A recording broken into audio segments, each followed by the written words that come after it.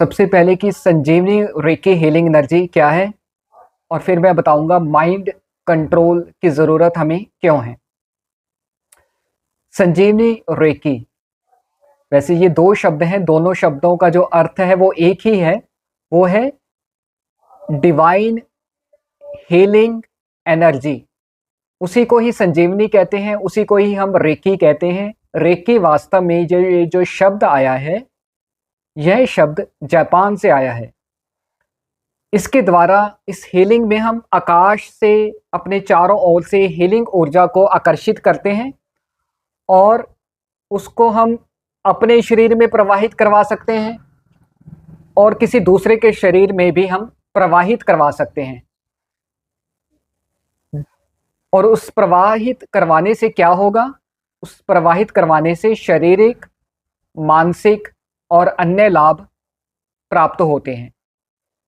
तो universal divine healing energy को ही संजीवनी ऊर्जा कहते हैं, रेकी ऊर्जा कहते हैं।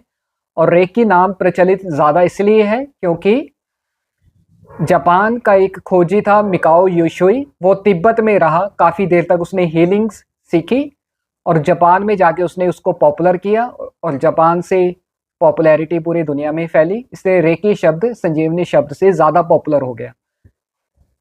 लेकिन यह जो विद्या है, ये सदियों सदियों से इस पृथ्वी पर चलती आ रही है। भारत में भी, तिब्बत में भी, बर्मा में भी, श्रीलंका में भी, साउथ अमेरिका, मैक्सिको, शैमनिज्म, ये सब तरफ यह विद्या चलती आ रही है। दोबारा बता देता हूँ, इसमें हम परमात्मा की डिवाइन हीलिंग एनर्जी को अपने भीतर आकर्षित करते हैं, फिर उसको हम प्रवाहित करते हैं। अपने शरीर में भी प्रवाहित कर सकते हैं, किसी दूसरे के शरीर में भी प्रवाहित कर सकते हैं। क्योंकि ये डिवाइन हीलिंग एनर्जी है, इसलिए ये जब भी जहां भी फ्लो करेगी तो पॉजिटिव ही रिजल्ट देगी। तो इसको बोलते हैं डिवाइन हीलिंग एनर्जी, संजीवनी रेकी। और आज फर्स्ट लेवल में आपको मैं इसको कैसे आकर्षित करना है वो भी सिखाऊंगा, कैसे प्रवाहित करना है वो भी सिखाऊंगा। सबसे पहले आपको ये समझना है ऊर्जा का विज्ञान क्या है, एनर्जी साइंस क्या है। प्रत्येक चीज की एक एनर्जी होती है और एनर्जी दो प्रकार की होती है, good energy and bad energy, disturbed energy भी हम बोल देते हैं। हमारा शरीर है, इसकी भी एक एनर्जी है। हमारा माइंड है, इसकी भी एक एनर्जी है। आपके कपड़े हैं, इसकी भी एक एनर्जी है। आपका घर है, इसकी भी एक एनर्जी है। आपका जो कार्यस्थल है, उसकी भी एक एनर्जी है। आपका स्कूटर है, कार है, मोटरसाइकिल है, सभी की एक एनर्जी होती है। यदि एनर्जी पॉजिटिव है, व्यवस्थित है, हार्मनी में है, तब वो चीज स्वस्थ होगी, सुंदर होगी और अच्छा कार्य करेगी। जैसे हमारा शरीर, अगर शरीर की एनर्जी सुंदर है, हार्मनी में है, पॉजिटिविटी से भरी है, तो हमारा शरीर सही कार्य करेगा। हमारा मन है, अगर उसकी एनर्जी पॉजिटिव है, हार्मनी में है, शुद्ध है, क्लियर है, तो हमारा माइंड भी बिना किसी वजह से शांति, आनंद, सौम्यता, खुशी को अनुभव करेगा। अब हर व्यक्ति इस पे तो जोर लगाता है कि खुशी मिल जाए। अभी हम है ना, खुशी को पकड़ने की कोशिश करता है, लेकिन खुशी बरकरार कैसे रहेगी, कौन सी चीजों पे खुशी खड़ी होती है, उसकी फिक्र करता नहीं।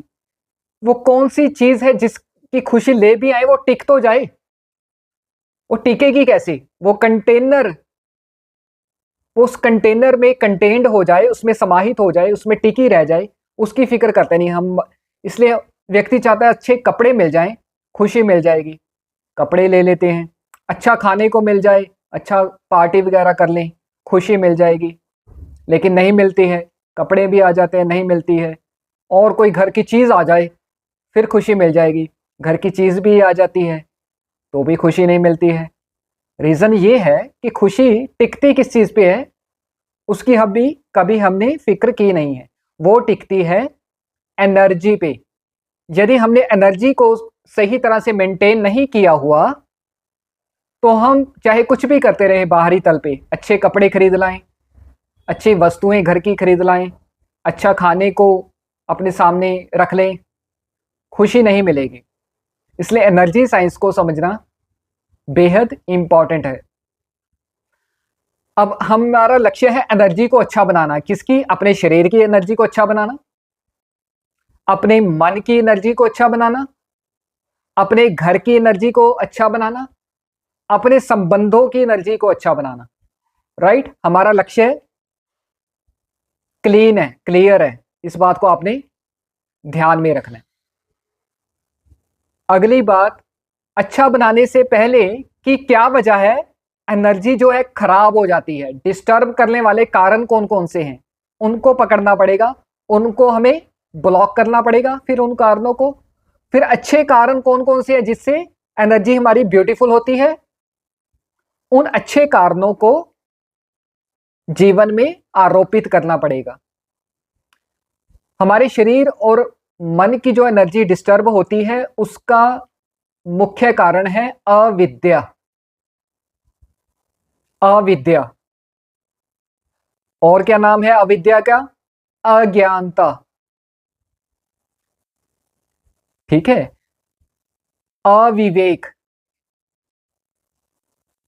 जब तक अविद्या है, अज्ञानता है, अविवेक है, तब तक एनर्जी सही नहीं होगी। अविद्या के पीछे ही, अज्ञानता के पीछे कौन कौन सी चीजें आ जाती हैं?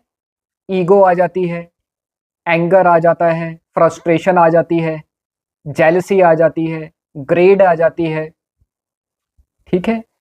तो ये सब चीजें किसके पीछे पीछे आती हैं? अज्ञानता के पीछे आती हैं। और अज्ञानता की वजह से सारी चीजें क्या होनी शुरू हो जाती है लाइफ में? Negative, negative, negative, negative. व्यक्ति बहुत कुछ करता रहता है लाइफ में, अच्छा बनाने के लिए, लाइफ को सुंदर बनाने के लिए, लेकिन हो ही नहीं पाती। बहुत सारे लोग, आज एक साधारण व्यक्ति के पास भी वो सब चीजें हैं जो किसी समय किसी अमीर व्यक्ति के पास होती थी। स्कूटर किसी किसी के पास होता था, आज हर एक साधारण व्यक्ति के पास है। कार किसी किसी के पास होती थी, आज करीब करीब प्रत्येक व्यक्ति के पास है। एयर कंडीशन किसी किसी के पास होता था, आज प्रत्येक व्यक्ति के पास है। जो कि पहले किसी बहुत अमीर व्यक्ति के पास होता था, वो सब चीजें करीब करीब सभी साधारणतः सभी को उपलब्ध है, लेकिन फिर भी खुशी नहीं आई। रीजन क्या है? अज्ञानता। सो इसलिए इस बात को याद रखना, जब भी यदि आपको डिस्टरबेंस हो रही है बॉडी के तल पे, माइंड के तल पे, तो उसका रूट रीजन पे चले जाओ सीधा, वो है अज्ञानता। आपका मन कहेगा नहीं, दुख इसलिए हो रहा है कि ये चीज नहीं है, ये चीज आ जाए घर में, फिर दुख चला जाएगा, नेगेटिविटी चल जाएगी। जॉब नहीं लगी, बस जॉब लग जाए, सारे दुख चले जाएंगे। नहीं जाते। किसकी शादी नहीं हुई, वो सोचता है बस शादी हो जाए, सारे दुख चले जाएंगे। कोई सोचता है बच्चा नहीं हो रहा, बस बच्चा हो जाए, सारे दुख चले जाएंगे। नहीं, वो सब चीजें हो भी जाती हैं। हजारों करोड़ों लोगों की हुई पड़ी हैं हमारे आसपास, लेकिन सुखी कोई भी नहीं दिखाई देता, क्योंकि रूट रीजन नहीं पकड़ते हैं। रूट रीजन है अज्ञानता। तो सिंपल सा लॉजिक है, यदि मैं डिस्टर्ब हूं दैट्स मीन कहीं ना कहीं अज्ञानता है, कुछ ना कुछ मैं मिस कर रहा हूं सही बात को, जिसकी वजह से दुख, परेशानी, नेगेटिविटी वो बनी हुई है। तो फिर इसका हल हम कैसे तलाशेंगे? उसकी खोज करेंगे। पहले तो अपने दिमाग से लगाएंगे कि कहाँ गड़बड़ हो रही है, अपने दिमाग से ज्ञान की उपज करने की कोशिश करेंगे। अगर बात बन जाए, बात कैसे बन जाएगी, पता कैसे लगेगा बात बन गई? हार्मनी आनी शुरू हो जाएगी, मन में शांति आनी शुरू हो जाएगी, इससे पता लग जाएगा कि बात बन गई है। अपने दिमाग से यदि उपज नहीं हो पा रही है ज्ञान की, फिर हम क्या करते हैं? नेक्स्ट स्टेप, किताबों को पढ़ने की कोशिश करते हैं। यूट्यूब आजकल उपलब्ध है हमें यूट्यूब चैनल्स, यूट्यूब से ज्ञान प्राप्त करने की कोशिश करते हैं, प्रवचन सुनते हैं। अगर उससे बात बन गई तो बस फिर बात बन गई, आगे कुछ करने की जरूरत नहीं है। लेकिन याद रखना है कि जब तक बात ना बने तब तक आपने रुकना नहीं है। दोबारा रिपीट करता हूं, जब तक बात ना बने तब तक आपने रुकना नहीं है। किताबें पढ़ के भी लेकिन चिंता बनी रहती है मन में, कोई भी चीज हलचल होती है लाइफ में, मैं डिस्टर्ब हो जाता हूं या हो जाती हूं, तो दैट्स मीन ज्ञान उपलब्ध अभी नहीं हुआ है। वो किताबी चीजें उपलब्ध हो गई हैं, वाक्य कुछ उपलब्ध हो गए हैं, लेकिन मेरा मन ने कैप्चर नहीं कर पाया जो कुछ भी है। यूट्यूब से बहुत बहुत सारी चीजें सुन ली हैं, लेकिन फिर भी बात नहीं बन पाई है। फिर अगला कदम उठाना पड़ता है, क्योंकि जो बोला जा रहा है किताब में लिखा है और जो यूट्यूब पे सुन रहे हैं, हमारा mind as it is grasp उसको नहीं करता है। और सभी चीजें ना तो लिखी भी नहीं जा सकती किताबों में, सभी चीजें यूट्यूब पे बोली भी नहीं जा सकती। तीसरी बात, प्रत्येक व्यक्ति अलग अलग है, प्रत्येक व्यक्ति की जो डिस्टरबेंस है, हो सकता है किसी की कहाँ पे हो, किसी की कहाँ पे हो। तो फिर नेक्स्ट स्टेप क्या होगा, आप किसी टीचर की खोज करेंगे। तो टीचर की खोज भी आपको मिल गया, टीचर भारत में जिसको हम आमतौर पे गुरु बोल देते हैं। लाखों गुरु हैं भारतवर्ष में, किसको गुरु मानेंगे? जिसकी बात सुन के आपके जीवन में ज्ञान घटित हो गया। ज्ञान घटित हो गया, पता कैसे लगेगा? हार्मनी आनी शुरू होगी, मन में शांति आनी शुरू होगी, मन में निर्भयता आनी शुरू होगी। अब कुछ हिलजुल हो जाती है लाइफ में तो कोई मन डामाडोल नहीं होता, मन घबराता नहीं है। तो इससे पता लग जाएगा कि आप you are connected with the right teacher. जो आप चीज ग्रहण कर रहे हैं वो आप सही ग्रहण कर रहे हैं, आप ज्ञान प्राप्त कर रहे हैं। तो एनर्जी लय में आनी शुरू होगी आपकी माइंड की, ठीक है। और माइंड की आपकी एनर्जी लय में आनी शुरू होगी, आपकी पूरी लाइफ की एनर्जीज धीरे धीरे धीरे धीरे बैलेंस होनी, लय में आनी, व्यवस्थित होनी, सुंदर होनी शुरू हो जाएंगी। क्यों? क्योंकि माइंड जो है वो सीपीयू है, वो सेंट्रल केंद्र बिंदु है जीवन की बाकी सभी चीजों का। बाकी सभी चीजें कौन कौन सी? आपका शरीर, आपके वस्त्र, आपका घर, आपकी कार, आपका कार्यस्थल, आपके रिलेशनशिप, ठीक है। तो यदि सेंट्रल केंद्र बिंदु यानी मन लयताल में आना शुरू हो गया तो धीरे धीरे अन्य चीजें भी लयताल में आनी शुरू हो जाएंगी। आपकी फाइनेंशियल कंडीशन, ठीक है। क्यों? अब ये लिंक कैसे है, बॉडी के साथ माइंड का लिंक कैसे है? अब शायद आपको पता ही होगा कि बॉडी जो है वो साइकोसोमेटिक है। हम जो है मनोशरीर है, मन और शरीर दोनों जुड़े हैं। शरीर पे कोई रोग आ जाए, 3 दिन 4 दिन बीमारी आ जाए, तो आपका मन भी उदास होना शुरू हो जाता है। यानी प्रभाव तो शरीर पे आया था, उसका प्रभाव ट्रैवल होके मन पर भी आ गया है, क्योंकि शरीर और मन दोनों जुड़े हुए हैं। आपके मन में तनाव चल रहा है, परेशानी चल रही है, तो आप देखेंगे आपकी शरीर की जो एनर्जी है वो भी डाउन हो गई, ठीक है। कोई लॉस हो गया है, फाइनेंशियल लॉस हो गया मान लो, तो आप देखेंगे आपके शरीर की एनर्जी भी डाउन हो गई, ठीक है। तो मन का प्रभाव शरीर पे भी आ गया। अगर मन खिला हुआ है तो शरीर क्या होगा? एक प्रफुल्लता से, एक एंथ्यूजियाज्म से, उत्साह से भरा होगा, ठीक है। किसी की उम्र 80 साल भी है लेकिन उसका मन पूरी तरह खिला हुआ है, तो उसकी एनर्जी उसकी बॉडी में भी झलकेगी। इंसान शरीर को स्वस्थ बनाने के लिए 50 उपाय तो करता है। वो कहता है अच्छी डाइट हो, अच्छी शुद्ध हवा हो, शुद्ध पानी हो, सब कुछ अच्छा हो, लेकिन वो जो रूट है माइंड, उसकी फिक्र करता नहीं। इसलिए वो हो सकता है कोई बहुत एफर्ट लगा के अपनी इमारत फिजिकल बॉडी की अच्छी खड़ी भी कर ले, लेकिन जरा सा कुछ होगा उसके जीवन में, वो बिल्कुल थ्रैश करके उसकी सारी इमारत स्वास्थ्य की, शारीरिक स्वास्थ्य की एकदम से टूट जाएगी।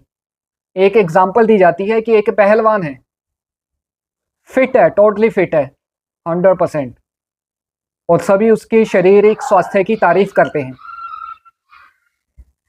लेकिन उसका शारीरिक स्वास्थ्य का आधार कितना कमजोर है कि क्या हुआ, एक व्यक्ति जहाँ पे वो वर्जिश करता है वहां पे एक व्यक्ति आता है भागा भागा और उसको कहता है तुम्हारे बेटे का तो एक्सीडेंट हो गया और उसकी मृत्यु हो गई। जैसे ही वो ये बोलता है तो वो जो इतना फिट पहलवान है उसी समय बेहोश होके गिर जाता है और मर जाता है। तो मतलब कि वो शारीरिक स्वास्थ्य पे तो कार्य कर रहा था लेकिन मानसिक स्वास्थ्य पर उसका कार्य बिल्कुल शून्य था, इस वजह से उसकी मृत्यु हो गई। इसलिए हम चाहते तो हैं हम शारीरिक तौर पे स्वस्थ हों, लेकिन मन को हम ख्याल में रख के कार्य जीवन के करते नहीं है। इसलिए कभी भी व्यक्ति 100% स्वस्थ नहीं हो पाता, चाहे वो अच्छी से अच्छी मेडिसिन भी ले रहा हो, अच्छी से अच्छी डाइट भी ले रहा हो। इसलिए मन इतना शक्तिशाली फिनोमिना है। तो इसलिए हम चाहते हैं दिव्य ऊर्जा पॉजिटिव एनर्जी आए तो हमने मन को स्वस्थ करना सीखना है। तो उसके लिए आपने कौन सा तत्व अपने जीवन में लेकर आना है, वो है ज्ञान। राइट, ज्ञान कैसे मिलेगा एक मैंने ये बता दिया। कुछ अन्य बातें हैं जो अब आपको थोड़ा और एहसास कराएंगे एनर्जी का। आपका घर है, अब आपने एनर्जी सेंसिटिव बनना है। ओके, आपका घर है और घर की सारी चीजें अस्त व्यस्त पड़ी हैं मानो, ठीक है, सारी चीजें इधर उधर पड़ी है, कुर्सियां इधर उधर हुई पड़ी हैं, ठीक है, बेड्स की जो चादर है वो इधर उधर हुई पड़ी है, सोफे हैं वो टेढ़े मेढ़े हुए पड़े हैं, किचन में जो बर्तन हैं वो जूठे पड़े हैं, ठीक है, और घर में झाड़ू नहीं लगाया है घर में 1 महीना से। तो घर तो वही है, तो उसकी एनर्जी कैसी होगी आपको फील होगी, कैसी फील होगी, नेगेटिव। ठीक है, उसी घर को आपने सफाई कर दी, बिल्कुल झाड़ू लगा दिया, सभी चीजें जो उल्ट पुलट थी उनको व्यवस्थित कर दिया, आपको गुड फीलिंग आनी शुरू हो जाती है। आप प्रतिदिन घर में झाड़ू लगाने से पहले, पोछा लगाने से पहले अपने घर की फीलिंग को महसूस करना, और जब ये कार्य आप कर देते हैं उसके बाद आपको गुड फीलिंग आती है। कारण यह है कि घर की जो एनर्जी है वो पॉजिटिव हो गई। ठीक है, घर की एनर्जी को पॉजिटिव करने के लिए कुछ और उपाय भी हैं, वो मैं आपको बताने जा रहा हूं। एक तो ये बात याद रखनी है, घर को आपने बिल्कुल स्वच्छ रखना है। घर में टूटी हुई चीजें बिल्कुल भी नहीं रखनी, चाहे वो कांच की हो चाहे मेटल्स की हो, वो बिल्कुल भी नहीं होनी चाहिए, क्योंकि उससे नेगेटिव एनर्जी जनरेट होती है। घर को बिल्कुल आपने साफ सुथरा रखना है। ठीक है, और यदि घर में आप कुछ दिव्य सुगंधे चलाते हैं, इससे भी पॉजिटिव एनर्जी बनती है। यदि आप दिया जलाएं देसी घी का या ओरिजिनल कोकोनट ऑयल, तेल का ऑयल या सरसों का ऑयल का, तो इससे भी पॉजिटिव एनर्जी क्रिएट होती है। अगर, क्योंकि क्लाउड होते हैं नेगेटिव एनर्जी के, यदि आप उस दिए से अगर घर में भी उसको घुमाएं तो वो बर्न हो जाते हैं। यदि आप उसे नहीं भी घुमा रहे लेकिन आपने रखा ही हुआ है एक दिया, उससे लाइट एनर्जी निकल रही है, तो वो पॉजिटिविटी फैलाएगी।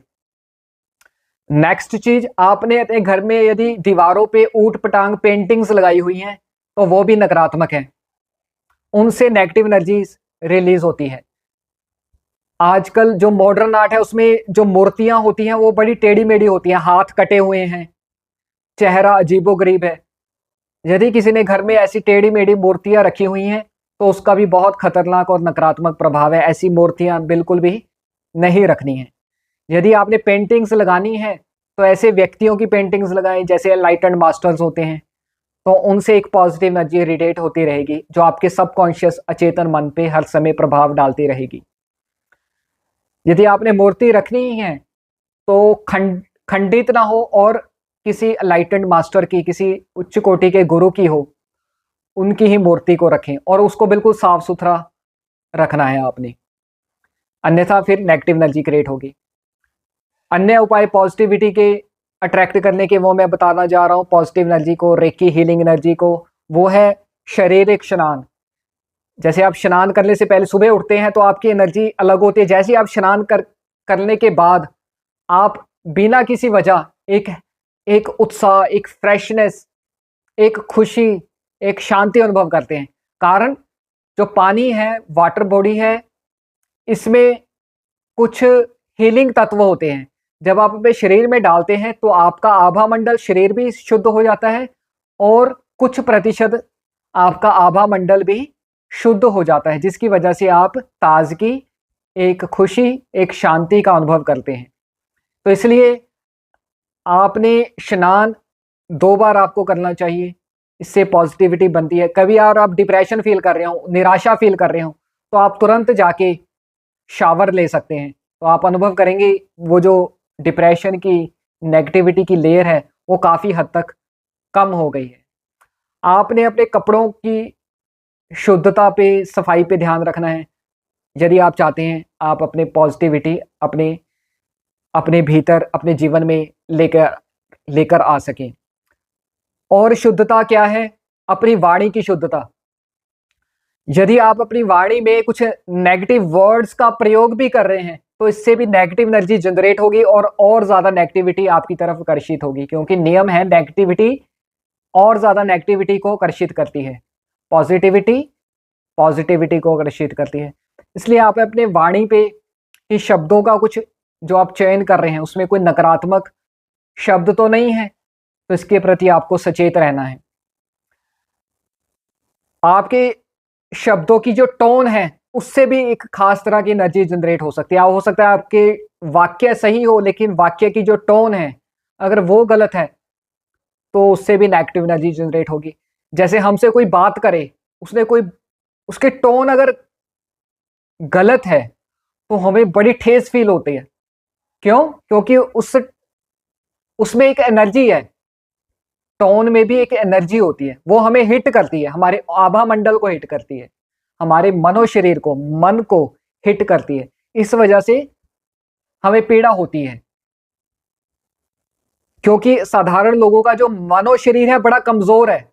जो साधक है उसका मनो शरीर बड़ा स्ट्रांग हो जाता है, उसको चाहे कोई गालियां भी दे, बुरी से बुरी, नेगेटिव से नेगेटिव टोन में भी बात करे, उसको कोई फर्क नहीं पड़ता। क्यों? क्योंकि उसने अपनी साधना के द्वारा अपने मनो शरीर को, मानसिक शरीर को, अपने आभा मंडल को स्ट्रांग बनाया है। ठीक है, तो आपने अपनी वाणी को शुद्ध करना है। यदि आप चाहते हैं आप रेकी संजीवनी हीलिंग, पॉजिटिव डिवाइन एनर्जी अपने भीतर आकर्षित कर सकें, जिससे आप अपने को स्वस्थ कर सकें, दूसरे को स्वस्थ कर सकें, तो वाणी का आपने ख्याल रखना है। और आपने अपने व्यवहार का ख्याल रखना है कि आपका दिन भर का जो व्यवहार है वो सकारात्मक है या नकारात्मक है। कोई छोटी सी घटना हो जाए, उसका आप रिएक्शन कैसे देते हैं। रास्ते में मान लो खड्डे ही मिल गए आपको, एक व्यक्ति रिएक्शन देता, हो ये तो बड़ी बेकार बात है, फ्रस्ट्रेट हो जाता है। कोई ड्राइव कर रहा है या कोई स्कूटर पे जा रहा है, तो वो 50 चीजें नेगेटिविटी साथ में दिमाग में जनरेट करता जाता है और बोलता जाता है, ये गलत है, ये गलत है, ये गलत है, ये गलत है। तो वो नुकसान कर रहा है अपना। चीजें डिस्टर्ब तो है समाज की हमारी, लेकिन उसको ठीक तो हम नहीं करना ना। वो एक दिन में, एक सेकंड में, या हमारी नाराज हो जाने की वजह से के कारण वो ठीक तो नहीं हो जाएंगी, उल्टा हम जरूर डिस्टर्ब हो जाएंगे। इसलिए उस समय भी आपने ख्याल रखना है कि आपका रिएक्शन, कोई भी घटना हो जाए, पॉजिटिव होता है या नेगेटिव होता है, तो पॉजिटिव रिएक्शन आपका रहे हर परिस्थिति में। इसलिए जरूरत पड़ती है अध्यात्म की, स्पिरिचुअलिटी की। जो गुरु है वो आपको ज्ञान भी देता है, सब चीजों में शुद्धता को कैसे डेवलप करना है वो भी सिखाता है, और प्रत्येक चीज में जो रिएक्शन देना है वो आपका पॉजिटिव हो, चाहे कुछ बाहरी तौर पे कुछ लॉसेस भी हो जाए, फिर भी अध्यात्म आपको सिखाता है पॉजिटिव दृष्टिकोण रखना। तो इसलिए गुरु से जुड़ना भी अत्यंत अनिवार्य है, यदि आप चाहते हैं रेकी संजीवनी हीलिंग आप सीख सकें, माइंड कंट्रोल आप सीख सकें। जब हम मौन में बैठते हैं, ठीक है, तो भी पॉजिटिव एनर्जी जनरेट होती है। आप तय कर लें मैं 1 घंटे मौन रहूंगा, कुछ मुख से नहीं बोलूंगा, और मन में भी जो विचार चल रहे हैं उनमें कोऑपरेशन नहीं दूंगा। विचार तो एक दिन में बंद नहीं होंगे, गैप्स आएंगे, लेकिन आप देखेंगे 1 घंटे के बाद आपका मन बहुत शांत हो जाएगा। क्यों? क्योंकि जो नेगेटिव तरंगे आप कॉन्टिन्यूसली उठाते चले जा रहे थे, वो अपने आप ही सेटल डाउन हो गई, अपने आप ही उसकी जो परतें हैं, वेव्स हैं, वो सेटल डाउन हो गई। तो मौन एक हीलिंग का मेथड है। और मौन और हीलिंग का मेथड क्या है? किसी मंत्रों का या किसी स्तोत्र का उच्चारण करना हृदय के भाव से, ठीक है, किसी भजन का उच्चारण करना हृदय के भाव से। इससे भी क्या जनरेट होगी? पॉजिटिव हीलिंग एनर्जी जनरेट होगी।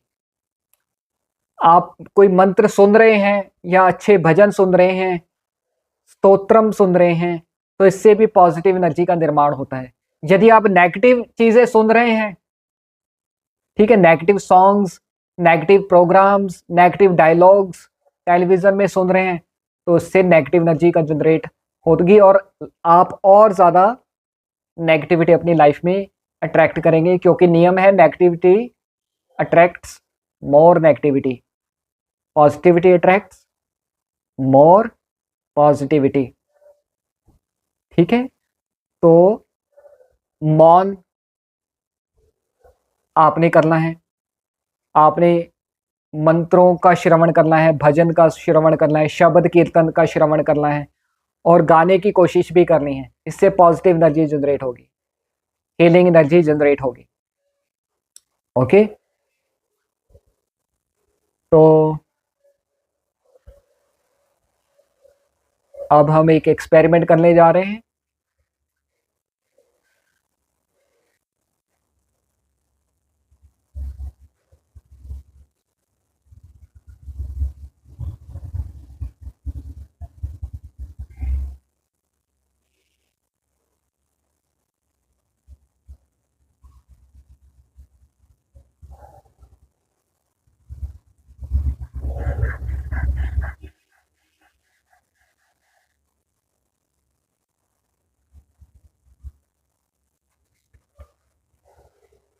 ओके, अब कुछ हीलिंग एनर्जीज आपको मैं ट्रांसफर करने जा रहा हूं और आप उसका प्रयोग भी कर पाएंगे। लेकिन ये हीलिंग एनर्जी तभी कार्य करेंगी यदि आप अपनी लाइफ में शुद्धता को बरकरार रखते हैं, अपनी वाणी की, अपने व्यवहार की शुद्धता को बरकरार रखते हैं, सर्व कल्याण की प्रार्थना करते हैं। अब आप चौकड़ी मार के कमर को सीधी करके बैठ जाएं, हथेलियां आकाश की ओर हो और उसको घुटनों पे टिका लें, ऐसे आकाश की ओर, और अपनी हथेलियों को घुटनों पे टिका लें।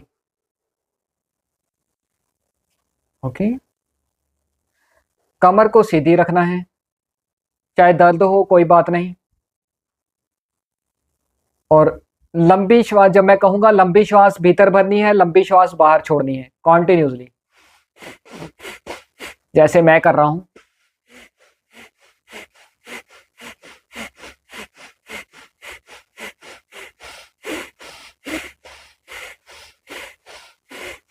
इमेजिन करें आपके दोनों हाथों में पॉजिटिव एनर्जी पैदा हो रही है, दोनों हथेलियों में पॉजिटिव एनर्जी पैदा हो रही है, परमात्मा की दिव्य एनर्जी पैदा हो रही है। रिलैक्स, हाथों को अलग कर लें, आकाश की तरफ हथेलियां कर लें, चाहे घुटनों पे रख लें, और फील करते रहें हथेलियों को, जो भी हो रहा है आपकी दोनों हथेलियों में उसे फील करते रहें। ओ, महसूस करते रहें अब शरीर में जो भी होता है।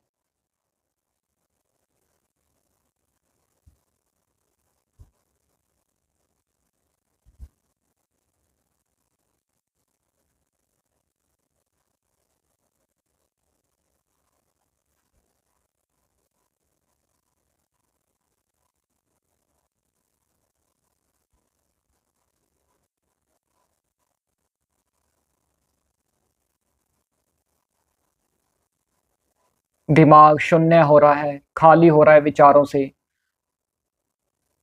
अभी तक आप अपने आप को विचार ही समझते आए थे, आपको लगता था कि आपका अस्तित्व विचार ही है, आप विचारों से ही बने हैं। लेकिन आप विचार नहीं हैं। जब सब विचार विदा हो जाते हैं तब भी पीछे कुछ बचता है,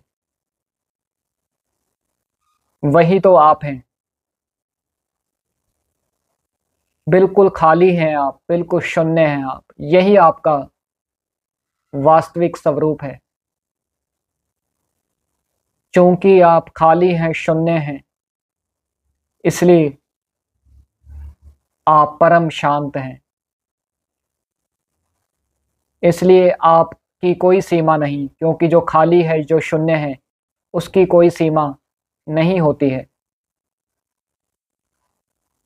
आप कभी मिट भी नहीं सकते, क्योंकि मिटता तो वो है जो पदार्थ हो, चाहे बारीक से बारीक कण भी हो, उसको भी मिटाया जा सकता है, काटा जा सकता है, जलाया जा सकता है।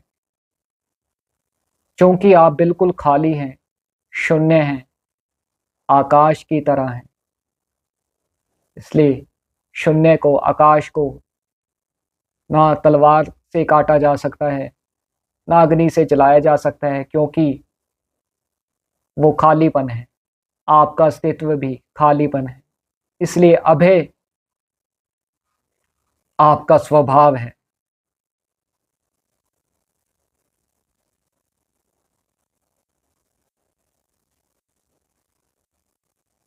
बहुत अच्छे।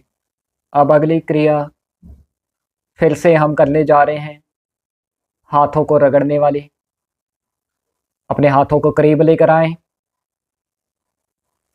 मेरे 3 कहने पे रगड़ना शुरू करेंगे। 1 2 3 start rubbing both of your hand again. आनंद लेते हुए पूरे।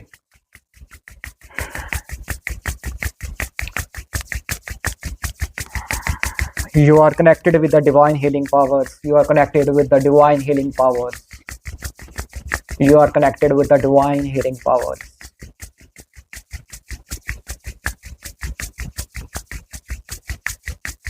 You are connected with divine Sanjeevani Reiki. You are connected with divine Sanjeevani Reiki. You are connected with divine Sanjeevani Reiki.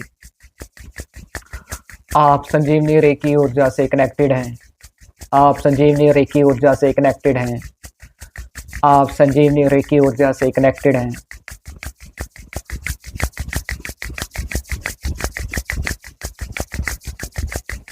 Relax, शांत। हाथों को बस थोड़ा सा एक दूसरे से दूरी पे कर लें, एक दूसरे की ओर देखते रहें। हाथ, उनमें थोड़ा सा डिस्टेंस बना लें। हथेलियां हाथों की एक दूसरे की तरफ हों। 1 फुट, 1 फुट का डिस्टेंस बना लें। हथेलियां हाथों की एक दूसरे के चेहरे, जैसे चेहरे हों, एक दूसरे की ओर हों।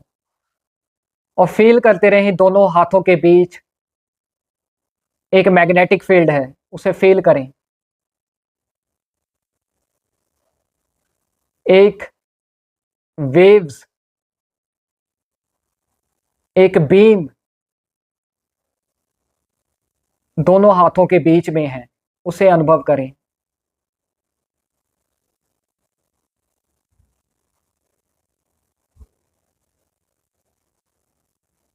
हाथों की सनसनाहट को अनुभव करें। यह बीम बहुत स्ट्रांग होती जा रही है। अनुभव करें, एक लाइट की बीम है,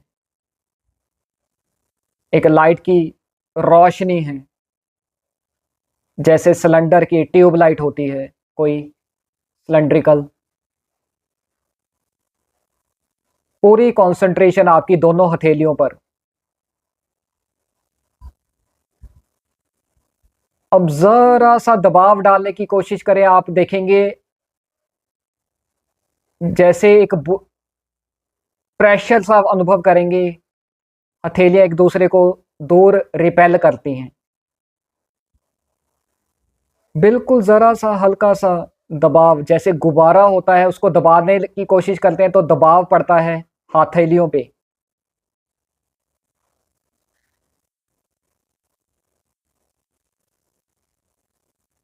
ऐसे आप हथेलियों को जरा सा प्रेस करने की कोशिश करें।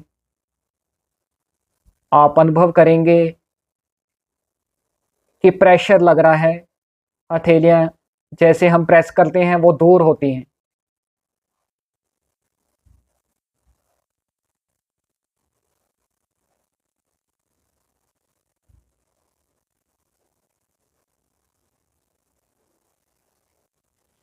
प्रेस करें, रिलैक्स। अब दोनों हाथों को अपने घुटनों पर रख लें।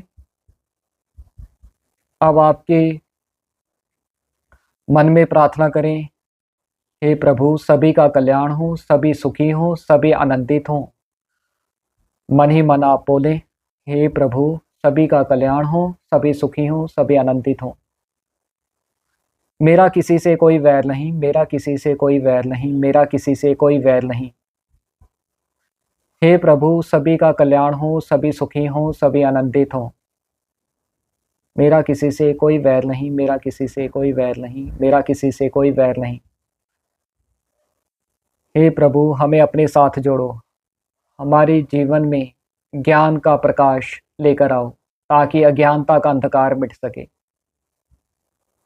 हे प्रभु, हमारे जीवन में ज्ञान का प्रकाश लेकर आओ, हमारे अज्ञानता के अंधकार को मिटाओ ताकि हमारा जीवन भी सुखमय, शांतमय, आनंदमय बन सके।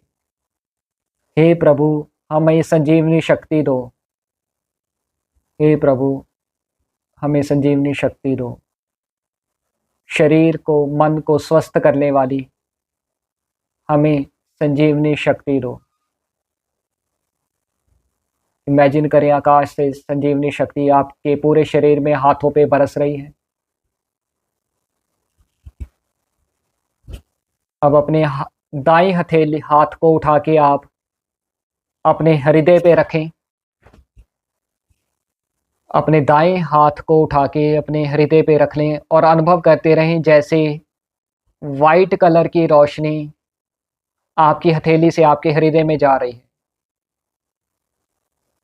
और यह पॉजिटिव हीलिंग एनर्जी है। अब यह संजीवनी ऊर्जा है, संजीवनी रॉय की हीलिंग एनर्जी है जो आपके हृदय में प्रवाहित हो रही है। यह प्रेममयी ऊर्जा है, अति प्रेममयी ऊर्जा।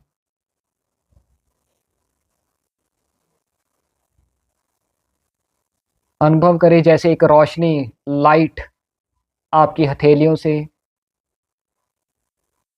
आपके हृदय में जा रही।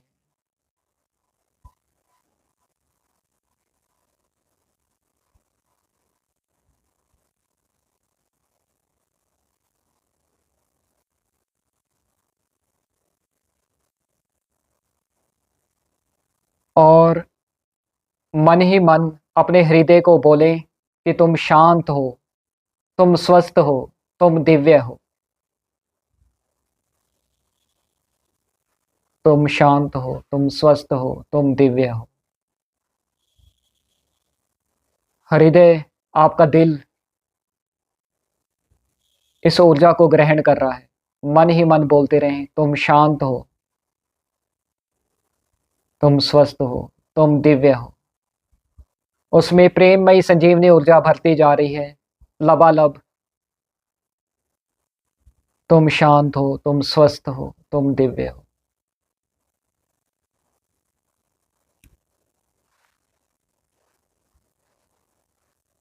अब यह हथेली उठा के अपनी दोनों आंखों पे रख दें। दाएं हाथ की हथेली को अपनी दोनों हाथों आंखों पर रख दें। दोनों आंखों पर अपनी दाईं हथेली को रख दें और वैसे ही अनुभव करें डिवाइन हीलिंग एनर्जी आपकी हथेली से आपकी दोनों आंखों में प्रवाहित हो रही है। और मन ही मन बोलते रहें, तुम शांत हो, तुम स्वस्थ हो, तुम दिव्य हो। तुम शांत हो, तुम स्वस्थ हो, तुम दिव्य हो। तुम शांत हो, तुम स्वस्थ हो, तुम दिव्य हो। रिलैक्स। हथेलियों को वापस अपने स्थान पे ले आएं। इस प्रकार से एनर्जी आप किसी अपने आप को भी दे सकते हैं, अब किसी और व्यक्ति को भी दे सकते हैं। यदि वो किसी बीमारी में गुजर रहा हो तो जो भी वो मेडिसिन ले रहा है वो मेडिसिन तेज़ी से काम करेगी और उसके स्वास्थ्य में जो सुधार है वो बहुत तेज़ी से होगा। जरूरी नहीं है शरीर का टच करवाना ही है। आप चाहे अपने आसन में बैठ जाएं और बस कल्पना करें आप के हाथ से जो ऊर्जा है वो उसके शरीर में जा रही है एक लाइट बीम की तरह। आप चाहे ऊर्जा को ट्रांसफर करना है तो दूसरे का हाथ, अपने हाथ को ले के स्पर्श से करवा सकते हैं, दूसरे के नाभि चक्र को टच करके, दूसरे के माथे को टच करके या दूसरे के सर को टच करके भी ट्रांसफर कर सकते हैं। और बिना टच किए भी आप यह डिवाइन दिव्य एनर्जी आप ट्रांसफर कर सकते हैं। संजीवनी रेकी हीलिंग एनर्जी अब आप ट्रांसफर कर सकते हैं। और याद रखें, ट्रांसफर करने से पहले आपने प्राणायाम क्रिया करनी है, हाथों को रब करना है और फिर प्रार्थना करनी है, हे प्रभु सभी का कल्याण हो, सभी सुखी हो, सभी प्रसन्न हो, मेरा किसी से कोई वैर नहीं, सभी सुखी हो, सभी शांत हो, आनंद हो। हे प्रभु हमारे जीवन में ज्ञान का प्रकाश लेके आओ, सभी के जीवन में ज्ञान का प्रकाश लेके आओ, सभी के जीवन में आनंद हो, शांति हो, प्रेम हो, दिव्यता हो। और बस फिर आपने ट्रांसफर करना शुरू कर देना है जैसे अभी सिखाया है। अब आप धीरे धीरे आंखें खोल सकते हैं।